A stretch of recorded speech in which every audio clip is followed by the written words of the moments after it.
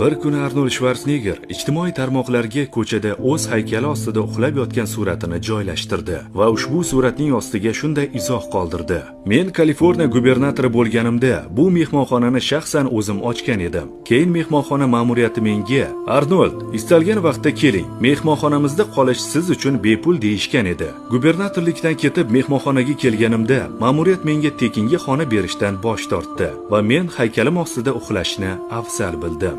Hozir bir haqiqatni aytaman. Muhim lavozimda bo'lganimda meni doim maqtashardi. Bu lavozimdan ketganimda esa meni unutib, va'dalarni bajarmasdilar. Mansabingizga, pulingizga yoki kuchingizga ishonmang. Hech narsa abadiy emas. Shuning uchun yaqinlaringizni qadrlang. Ular bilan birga ko'proq vaqt o'tkazing degan edi Arnold Shvarsenegger.